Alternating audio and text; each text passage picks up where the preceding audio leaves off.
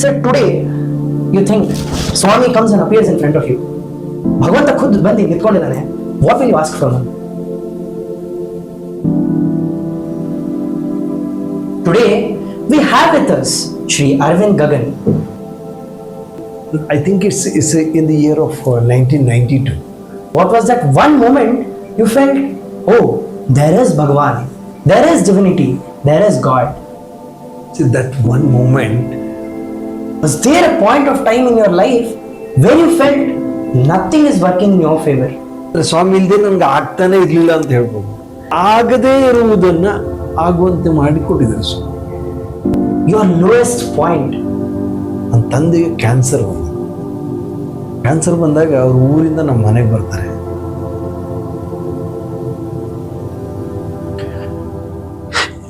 ಪ್ರೇಮ ಸ್ವರೂಪ ನನ್ನನ್ನು ಸ್ವಾಮಿ ಭಕ್ತನ ಡಿಫಾಲ್ಟ್ ಆಗಿ ನನಗೆ ಅದು ಸಿಲೆಕ್ಟ್ ಅಲ್ಲ, ಗಿಫ್ಟ್ ಬೈಕ್ ನನಗೆ ಬೈ ಬರ್ತ್ ಗಿಫ್ಟ್. ಸ್ವಾಮಿನ ಕೊಟ್ಟು ಬಿಟ್ಟು ಹೋದ್ರೆ ನನಗೆ ಸ್ವಾಮಿನ ಪ್ರೇ ಮಾಡಿದ್ರೆ ನನಗೆಲ್ಲವೂ ವಾಪಸ್ ಸಿಗುತ್ತೆ. Om Shri Sai Ram. Welcome to the first episode of Satyam Inspires, where experience meets divinity. Today we have with us Shri Arvind Gagan. Sai Ram sir. Sairam sir. Sir, today I have few questions for you. ನೀವು Kannada and English ಯಾವ್ದು comfortable ಇದೆಯೋ ಅದರಲ್ಲಿ ಮಾತಾಡ್ಬೋದು. Yeah sure. So my first question, yes. when was the time you got connected to Swami? What was that one moment you felt, oh, there is Bhagavan, there is divinity, there is God? What was that moment for you, sir? See, that one moment, now I think it's in the year of 1992. ನಾನು ಪುಟ್ಟಪರ್ತಿಗೆ first time ನನ್ನ father ಜೊತೆ ಹೋಗಿದ್ದು. So but ನನಗೇನಂದ್ರೆ ಒಳಗಡೆಯಿಂದ ಒಂದು question. ನಾನು ಪುಟ್ಟಪರ್ತಿ ಹೋದಾಗ ಸ್ವಾಮಿಯನ್ನು ದೇವರಂತ ಸ್ವೀಕಾರ ಮಾಡ್ಬೇಕಂದ್ರೆ ನಂದೊಂದು ಕ್ವಶನ್ ಇದೆ. ಏನದು? ನಾನು ಸ್ವಾಮಿಯನ್ನು ಸತ್ಯಸಾಯಿ ಬಾಬಾರವರನ್ನ ಫಸ್ಟ್ ನೋಡುವಾಗ ಸ್ವಾಮಿಗಿಂತ ಮೊದಲು ಗಣೇಶ ಮೂರ್ತಿ ಇರಬೇಕು. Is my condition. ಇದ್ರೆ ಅವ್ರು ನನಗೆ ಗಾಡ್, ಅದರ್ವೈಸ್ ನೋ. ನನ್ನ ಫಾದರ್ ಕೈ ಮುಗಿಲಿ, ಯಾರೇನೇ ಮಾಡಲಿ, ಓಕೆ ನನ್ನ ಕೈ ಮುಗಿತು ಎಲ್ಲ ಓಕೆ, ಬಟ್ ನನಗೆ ದೇವರಲ್ಲ. ಓಕೆ ಫೈನ್, ಕ್ವಶನ್ ಫಿಕ್ಸ್ ಆಯಿತು. ನಾವು ಪುಟ್ಟಪರ್ತಿ ಟ್ರಾವೆಲ್ ಮಾಡ್ತೀವಿ. ಆ ದಿನ ಸಾಯಂಕಾಲ ದರ್ಶನಕ್ಕೆ ನಾನು ಫಾದರ್ ಜೊತೆ ಹೋಗ್ತೀನಿ. ಹೋದಾಗ ನಾನು ನಿಬ್ಬೆರಗಾಗ್ಬಿಟ್ಟಿದೆ. ಯಾಕಂತಂದರೆ ನನ್ನ ಮನಸ್ಸಲ್ಲಿರೋ ಕ್ವಶನ್, ಆ ಪ್ರಶ್ನೆಗೆ ಉತ್ತರ ನೇರ ಎದುರುಗಡೆ ಕಾಣ್ತಾ ಇದೆ. ನಾನು ಸ್ವಾಮಿಯ ನೋಡೋಕ್ಕಿಂತ ಮೊದಲೇ ಗಣೇಶ ಮೂರ್ತಿಯನ್ನು ನೋಡ್ತೀನಿ. ಆದರೆ ಇವಾಗ ಆ ಥರ ಇಲ್ಲ, ಅದು ಕಂಡೀಷನ್ ಈಗ ಚೇಂಜಸ್ ಆಗಿದೆ. ಬಟ್ ನಾನು ಭೇಟಿ ಕೊಡುವಾಗ ಗಣೇಶ ಮೊದಲು ನಾನು ನೋಡಿದೆ, ಆಮೇಲೆ ಸ್ವಾಮಿಯನ್ನು ನೋಡಿದೆ. What a beautiful story, sir. Swami has his own ways to show his presence in everyone's life. Sir, my second question to you. After you believe that Swami is the ultimate God for you, was there a point of time in your life where you felt nothing is working in your favor? Swami, you are asking, you are giving everything to Swami, but then still no answer. Your lowest point. Can you tell how did Swami help you overcome it? Okay, ಸ್ವಾಮಿಯನ್ನು ನನ್ನ ಲೈಫಲ್ಲಿ ಎಂತೆಂಥ ಮೂಮೆಂಟಲ್ಲಿ, ಎಂತೆಂಥ ಸಿಚುವೇಶನಲ್ಲಿ ನಾನು ಸ್ವಾಮಿಯನ್ನು ನೆನೆಸ್ಕೊಂಡಿದ್ದೀನಿ ಅಂತಂದರೆ, ಅಂದರೆ ಸ್ವಾಮಿ ಇಲ್ಲದೆ ನನಗೆ ಆಗ್ತಾನೆ ಇರಲಿಲ್ಲ ಅಂತ ಹೇಳ್ಬೋದು. ಸೊ ನಾನು ಒಂದು ಹಂತಕ್ಕೆ ಎಜುಕೇಷನ್ ಡ್ರಾಪ್ ಮಾಡೋ, ಅದು ಯಾಕೆ ನಂಗೆ ಆ ಥರ ಇಂಪ್ಯಾಕ್ಟ್ ಆಯ್ತು ಅಂತಂದರೆ, ಯಾಕೆ ಓದಬೇಕಂತ ಒಂದೇ ಕ್ವಶನ್. ಯಾಕೆ ಓದ್ಬೇಕಂತಂದರೆ ನನ್ನ ತಂದೆ ಕೇಳಿದ್ರು ಒಂದೇ ಮಾತು, ಮಗ ಈಗ ನೀನು ಓದ್ತಿದ್ರೆ ನಾನು ಓದೋಕ್ಕಾಗಲ್ಲ, ನೀನೇ ಓದಬೇಕು. ನನ್ನ ತಲೆಯಲ್ಲಿ ಏನಂದರೆ, ರಾಜ್ಕುಮಾರ್ 4th ಸ್ಟ್ಯಾಂಡರ್ಡ್ ಓದಿದ್ದಾರೆ, ಅವ್ರಿಗೆ ಕರ್ನಾಟಕ ರತ್ನ ಕೊಟ್ಟರು, ಕರೆಕ್ಟ್ ಅಲ್ಲ? ಹಾಗಾದರೆ ನಾವ್ಯಾಕೆ ಇಷ್ಟೊಂದು ಓದಬೇಕು ಅನ್ನೋದು ಕ್ವಶನ್ ನನಗೆ. ಈ ಪ್ರಶ್ನೆಗೆ ಉತ್ತರ ಸಿಗಲೇ ಇಲ್ಲ. ಒಮ್ಮೆ ಪುಟ್ಟಪರ್ತಿಗೆ ಹೋದಾಗ, ಆ ಸೇವಾದಳ ಅಂತ ಪುಟ್ಟಪರ್ತಿ ಹೋದಾಗ ಅಲ್ಲಿ ಸೇವೆ ಮಾಡ್ತಾ ಇದ್ದೆ. ಅಲ್ಲೊಂದು ಸ್ಕೂಲ್ ಅಡ್ಮಿಷನ್ದು ಪ್ರಾಸ್ಪೆಕ್ಟಸ್ ಇದೆಲ್ಲ ಕೊಡ್ತಾಯಿದ್ದೆ. ಅದು ಒಂದು ಕಾಪಿ ನನ್ನ ಕೈ ಸಿಕ್ತು. ಅದು ಸಿಕ್ಕಾದ್ರೆ ಬ್ಯಾಕ್ ಸೈಡಲ್ಲಿ ಒಂದು ವರ್ಡ್ ಇದೆ, ಏನಂತಂದರೆ education is should for life, not for living. ಅದೇನಪ್ಪ ಆ ಸೆಂಟೆನ್ಸ್ ತುಂಬ ಟ್ರಿಗರ್ ಆಗ್ಬಿಡ್ತು ನನಗೆ. ಅಂದರೆ ಜೀವನಕ್ಕೆ ಒಂದು ವಿದ್ಯೆ ಬೇಕು, ಬದುಕು ಸಲುವಾಗಲ್ಲ. ಬದುಕುದಾದ್ರೆ ಏನು ಕೆಲಸ ಮಾಡಬೇಕಾದ್ರೂ ಬದುಕು. ಅವತ್ತು ಟರ್ನ್ ಆಗಿದ್ದು, ಅಲ್ಲಿಂದ ಹೊರಟವನು ಸೀದಾ ಬಂದು ಇಂಜಿನಿಯರಿಂಗ್ ಅಡ್ಮಿಷನ್ ಮಾಡಿ. ರೀಸೆಂಟಾಗಿ ಹೇಳ್ಬೇಕಂದ್ರೆ ನನ್ನ ಹಿರಿಯ ಮಗ, ಅವನಿಗೆ ಸೈನಿಕ್ ಸ್ಕೂಲಲ್ಲಿ ಸೀಟ್ ಸಿಗ್ಬೇಕಿತ್ತು. ಎಕ್ಸಾಮ್ ಎಲ್ಲ ಬರ್ದ, ಪಾಸ್ ಆದ, ಎಲ್ಲ ಆಯ್ತು. ಆದರೆ ಸೀಟ್ ಸಿಗಲಿಲ್ಲ. ನಂಗೆ ಭಾಳ ಬೇಜಾರು. ಆಗ ಸ್ವಾಮಿ ಪ್ರೇ ಮಾಡಿಕೊಂಡೆ, ಮತ್ತೆ ವ್ರತ ಎಲ್ಲ ಮಾಡಿದೆ. ಆಗ ಒಂದು ದಿವಸ ಇದಕ್ಕಿದ್ದ ಹೆಂಗೆ ಒಂದು ನ್ಯೂಸ್ ಬರುತ್ತೆ, ನಿಮ್ಮ ಮಗ ಸೆಲೆಕ್ಟ್ ಆಗಿದೆ ನಾನು. ಸೊ ಅದೇನೋ ಗೊತ್ತಿಲ್ಲ, ಆಗದೇ ಇರುವುದನ್ನು ಆಗುವಂತೆ ಮಾಡಿಕೊಟ್ಟಿದ್ದಾರೆ ಸ್ವಾಮಿ. ರೀಸೆಂಟ್ ಡೇಸಲ್ಲಿ ನಡೆದಂಥ ಒಂದೆರಡು ಘಟನೆ ಅಂದರೆ ಇಟ್ಸ್ ನೆಕ್ ಮೂಮೆಂಟ್. ಸ್ವಾಮಿ ಕೈ ಹಿಡಿಲ್ಲ ಅಂದರೆ ಡ್ರಾಪ್ ಔಟ್ ಅಂತಾರಲ್ಲ ಹಾಗೆ. ನನ್ನ ಮಗಗೆ ಇಂಜಿನಿಯರಿಂಗ್ ಸೀಟ್ ಸಿಕ್ಕಿತ್ತು. ಲಾಸ್ಟ್ ಟುಗೆದರ್ ಫೀಸ್ ಕಟ್ಟಬೇಕು. ಆ ದಿನ ಸಾಯಂಕಾಲ 5 ಗಂಟೆ ಹೋಗಿ ಕಾರ್ಡ್ ಪ್ರಾಮಿಸ್ ನಾನು ಹೇಳ್ತೀನಿ, ಬಿಫೋರ್ ಡೇ ನನ್ನ ಹತ್ರ ₹1 ಇಲ್ಲ. But next day last together fees ಕಟ್ಟಿದ್ದೀನಿ. ಒಂದು ಘಟನೆ ನನ್ನ ಜೀವನದಲ್ಲಿ ನಾನು ಯಾವತ್ತೂ ಮರೆಯಲಾಗದಂತೆ ಜೀವನ ಪೂರ್ತಿ ನೆನ್ಪಿಟ್ಕೊಳ್ಬೇಕು ಸ್ವಾಮಿ ಮಾಡಿದ ಆ ಉಪಕಾರ. ಅದೇನೆಂದರೆ, ನನ್ನ ತಂದೆಗೆ ಕ್ಯಾನ್ಸರ್ ಬಂದಾಗ ಅವ್ರ ಊರಿಂದ ನಮ್ಮ ಮನೆಗೆ ಬರ್ತಾರೆ.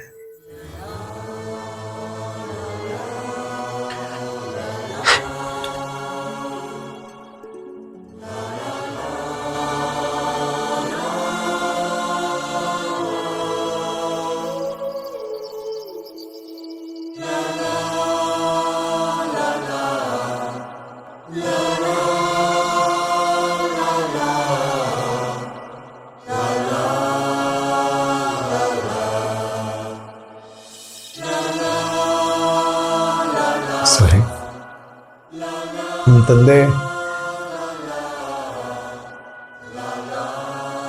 ಕಾಲಿಂದ ಇಳಿದು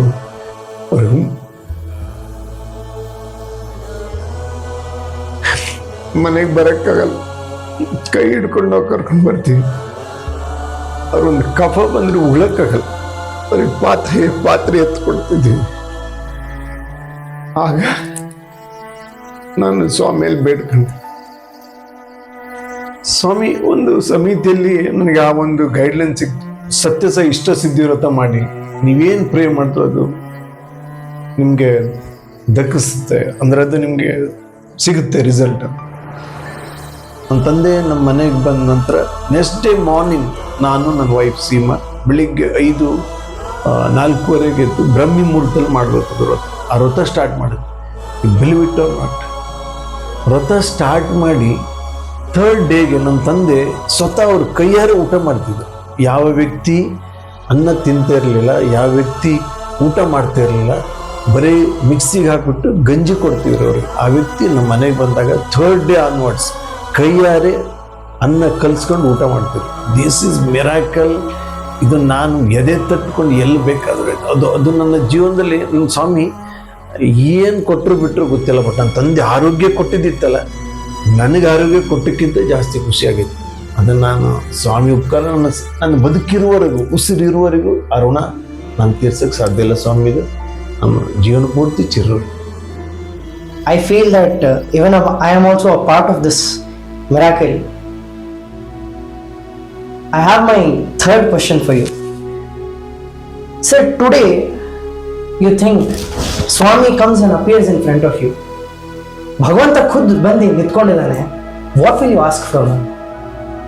Yeah, it's something like ನಿಮ್ಗೇನು ಬೇಕು ಈಗ ಅಂತ ಕೇಳಿದಂಥ ಪ್ರಶ್ನೆ ಇದು ಹೇಗೆ ಉತ್ತರ ಕೊಡಬೇಕು ಗೊತ್ತಾಗ್ತಾ ಇಲ್ಲ. ಯಾಕೆಂದರೆ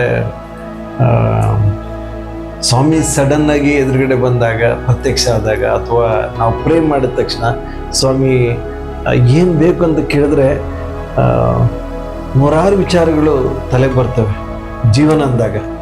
ಅದರ ಒಂದು ಕ್ಷಣ ಅರ್ಜುನ್ಗೊಂದು ಚಾಯ್ಸ್ ಸಿಗುತ್ತೆ, ನಿನಗೆ 11 ಲಕ್ಷ ಅಕ್ಷೋಯಿ ಸೈನ್ಯ ಬೇಕಾ ಅಥವಾ ನಾನು ಬೇಕಂತ ಕೃಷ್ಣ ಕೇಳ್ತಾನೆ. ಆಗ ಅರ್ಜುನ, ನೀನು ಒಬ್ಬನಿದ್ರೆ ಸಾಕು ನನಗೆ.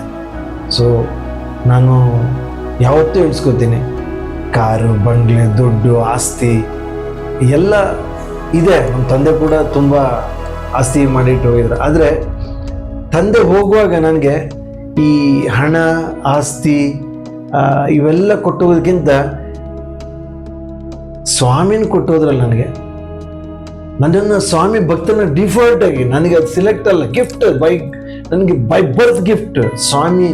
ಸ್ವಾಮಿನ ಕೊಟ್ಟು ಬಿಟ್ಟು ಹೋದ್ರೆ ನನಗೆ ಸ್ವಾಮಿನ ಪ್ರೇ ಮಾಡಿದ್ರೆ ನನಗೆಲ್ಲವೂ ವಾಪಸ್ ಸಿಗುತ್ತೆ. ಅಂದ್ರೆ ನಾನು ಏನಾದ್ರು ಕಳ್ಕೊಂಡಿದ್ದಿದ್ರೆ ಅಥವಾ ಮತ್ತೇನು ಬೇಕಾದ್ರೂ ಕೂಡ ಅದೆಲ್ಲವೂ ನನಗೆ ಸಿಗುತ್ತೆ. ಅದು ನನಗೆ ದೊಡ್ಡದು.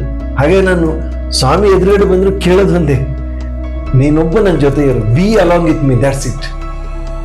ನಾನು ನಿನ್ನ ಜೊತೆನೇ ಇರ್ತೀನಿ ಅಂತ ಹೇಳ್ತೀನಿ ನಾನು. Truly, sir. That was an answer that actually should resonate with each and every devotee right now. My last question. India today is a youth country. Yeah. So what is that takeaway message that each and every youth watching this, including me, can take away from this podcast? It's a big question. Why should we join spirituality or do spirituality as such, and why should we believe in God? Okay, it's a big question. Yes, India is youth country, like full energetic, ಎಲ್ಲ ಯಂಗ್ಸ್ಟರ್ಸೇ ಇದ್ದಾರೆ. But hole country ಇದು message ಅಂತಲ್ಲ, but ನನಗಿರೋ knowledge hole ಇದನ್ನ share ಮಾಡ್ತೀನಿ. Okay, so normally parents ಏನಾಗಿದೆ ಇವಾಗ, ನಮ್ಮ ಮಕ್ಕಳು ಫಾರಿನ್ ಸೆಟ್ಲ್ ಆಗ್ತಾ ಇದ್ದಾರೆ, ನಮ್ಮ ಮಕ್ಕಳು ಇಲ್ಲಿ ನಮ್ಗೆ ನೋಡ್ಕೊಳ್ತಾ ಇಲ್ಲ, ನಮ್ಮನ್ನ ಆಶ್ರಮ ಸೇರಿಸಿದ್ದಾರೆ, ಇದೆಲ್ಲ ಕರೆಕ್ಟ್. ಮಕ್ಕಳ ಮೇಲೆ ಕಂಪ್ಲೇಂಟ್. ಓಕೆ, ಬಟ್ ಪೇರೆಂಟ್ಸ್ ಕೂಡ ಮಕ್ಕಳಿಗೆ ಆಧ್ಯಾತ್ಮಿಕ ತಳಹದಿ ಬುಡ ಅದು ಹಾಕ್ಕೊಡ್ಬೇಕು. ನಮ್ಮ ಧರ್ಮದ ಗ್ರಂಥಗಳನ್ನು ಅವ್ರಿಗೆ ಚಿಕ್ಕವರಿದ್ದಾಗಲೇ ಓದಿಸಿದ್ರೆ ಅವ್ರು ದೊಡ್ಡವರಾದ್ಮೇಲೆ ಅವ್ರ ಎಜುಕೇಶನ್ ತಗೊಳ್ಳಿ, ಅವ್ರ ಎಂಪ್ಲಾಯ್ಮೆಂಟ್ ತಗೊಳ್ಳಿ, ಅವ್ರ ಎಂಟರ್ಟೈನ್ಮೆಂಟ್ ತಗೊಳ್ಳಿ, ಅದು ಏನೇ ಮಾಡಲಿ ಆಧ್ಯಾತ್ಮಿಕ ಆ ಬುಡ ಇದ್ರೆ ಅವರು ದಾರಿ ತಪ್ಪಲ್ಲ. ಹಾಗಾದ್ರೆ ಯೂತ್ಸ್ಗೆ ಇದು ಮೂರು ಮಾಡುವಾಗ ಅವ್ರಿಗೆಲ್ಲ ಒಂದು ಕಡೆ ನಾವು ಏಜ್ ಆದ್ಮೇಲೆ ನೋಡಿದ್ರೆ ಆಯ್ತು, ಯಾಕೆ ಹೀಗೆ ಇಷ್ಟು ಚಿಕ್ಕ ವಯಸ್ಸಲ್ಲೇ ಆಧ್ಯಾತ್ಮಿಕ ತಕ್ಕೋ ಏನು ಮಾಡೋದಿದೆ? ವಯಸ್ಸಾದವರೆಲ್ಲ ಈ ಭಜನೆ, ಸಂಘ, ದೇವರು, ದೇವಸ್ಥಾನ ಅಂತಾರೆ. ನಾವು ಹೆಂಗಿದ್ನವ್ರು ಯಾಕೆ ನಾವು ಮಜಾ ಮಾಡೋದು? ನೀವು ಮಜಾ ಮಾಡಿ, ನೋ ಡೌಟ್. ಆದರೆ ನೀವೀಗೇನು ತಳದಿ ಆ ಬುಡ ಹಾಕಿದ್ರಲ್ಲ, ನಿಮ್ಮ ಮಕ್ಕಳು ಕೂಡ ಅದೇ ಮಾಡ್ತಾರೆ. ನೀವು ಯಾಕೆ ಈಗ ಯೂತ್ಸ್ ಇದ್ದವ್ರು ಏನು ಇದ್ದಾರಲ್ಲ, ಅವ್ರು ಯಾಕೆ ಆಧ್ಯಾತ್ಮಿಕತೆ ಸ್ಪಿರಿಚುವಲ್ ಅಳವಡಿಸ್ಕೋಬೇಕಂದ್ರೆ ಮುಂದಿನ ತಲೆಮಾರು ಈಗೇನಿದ್ದಾರಲ್ಲ ಇವ್ರನ್ನ ಅವ್ರ ದಾರಿ ಮೇಲೆ ಹಾಕದೆ ಅವ್ರನ್ನ ಚೆನ್ನಾಗಿ ನೋಡ್ಕೋಬೇಕಂದ್ರೆ ಇವರು ಅದನ್ನು ಅಡಾಪ್ಟೇಷನ್ ಮಾಡ್ಕೋಬೇಕು. ಇವರು ಅಡಾಪ್ಟೇಷನ್ ಮಾಡ್ಕೊಂಡ್ರೆ ಮುಂದಿನ ತಲೆಮಾರು ಇವ್ರನ್ನ ಚೆನ್ನಾಗಿ ನೋಡ್ಕೊತಾರೆ. ನಮ್ಮ ದೇಶದ ಭವಿಷ್ಯ ಕೂಡ ಒಳ್ಳೇದಾಗುತ್ತೆ. ಆಧ್ಯಾತ್ಮಿಕತೆಯಿಂದ ಎಲ್ಲವನ್ನೂ ಸಾಧಿಸ್ಬೋದು. ನಾನು ಹೇಳಿ, ಮಾನಸಿಕ ನೆಮ್ಮದಿ ಸಿಗುತ್ತೆ, ನಿಮ್ಗೆ ಹಣ ಬೇಕು ಅದು ಸಿಗುತ್ತೆ, ನಿಮಗೆ ಐಶ್ವರ್ಯ ಬೇಕು ಸಿಗುತ್ತೆ, ನೆಮ್ಮದಿ, ಫ್ಯಾಮಿಲಿ, ಗಂಡ ಹೆಂಡತಿ, ಅಪ್ಪ ಮಗ, ಸಹೋದರ ಸಹೋದರಿ, ಅಣ್ಣ ತಮ್ಮ, ಆಧ್ಯಾತ್ಮಿಕತೆ ಅವ್ರು ಆಳವಾಗಿದ್ರು ಮಾತ್ರ ಪ್ರೀತಿ ವಿಶ್ವಾಸ ಜೊತೆಯಾಗಿರ್ತಾರೆ. ಅದರ್ವೈಸ್ ಯಾವ ಫ್ಯಾಮಿಲಿ ಕೂಡ ನೆಮ್ಮದಿಯಾಗಿರ್ಲಿಕ್ಕೆ ಸಾಧ್ಯ ಇಲ್ಲ. ವಾರಕ್ಕೊಂದು ದಿನ ಆದರೂ ಜೊತೆಯಾಗಿ ಗುಂಪಾಗಿ ಭಗವಂತ ನಾಮಸ್ಮರಣೆ ಮಾಡ್ಬೇಕಂತ ಸ್ವಾಮಿ ಹೇಳ್ತಾರೆ. ಒಂದರಿಂದ ಸಾಧ್ಯ. Truly, sir, each and every word you spoke is a message to take away for every youth watching this. And I'm sure there is something, if not everything, that make people get inspired today.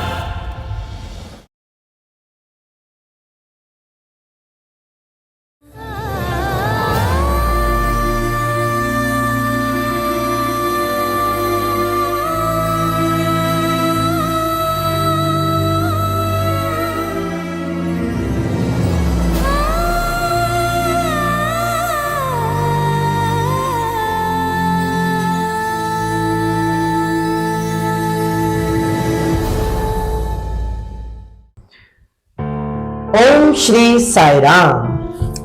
ಎಲ್ಲರಿಗೂ ಸಾಯಿರಾಮ್ ಸಪ್ರೇಮ ಪ್ರಣಾಮಗಳು. ಸತ್ಯಸಾಯಿ ಬಾಬಾರವರ 100 years centenary celebration ಅಂಗವಾಗಿ ದೇಶಾದ್ಯಂತ ರಾಜ್ಯಾದ್ಯಂತ 100 ಜನರನ್ನು ಆಯ್ಕೆ ಮಾಡಿ ಪ್ರತಿಯೊಬ್ಬರ ಮನದಾಳದ ಮಾತು Satyam inspires, where experience meets divinity. Yes, ಅವರ ಮನದಾಳದ ಮಾತನ್ನ ಪ್ರತಿಯೊಂದು ಸಂಚಿಕೆಯಲ್ಲಿ ನೀವು ನೋಡುವಿರಂತೆ ಈ ಸಂಚಿಕೆ ನಿಮಗೆ ಮತ್ತೊಂದು ಹೊಸ ಇನ್ಸ್ಪಿರೇಷನ್ ಸ್ಟೋರಿಯೊಂದಿಗೆ ಮತ್ತೆ ನಿಮ್ಮೊಂದಿಗೆ ಬರ್ತಾ ಇದ್ದೀನಿ. And Sairam, please don't forget to like, share and subscribe. Sairam.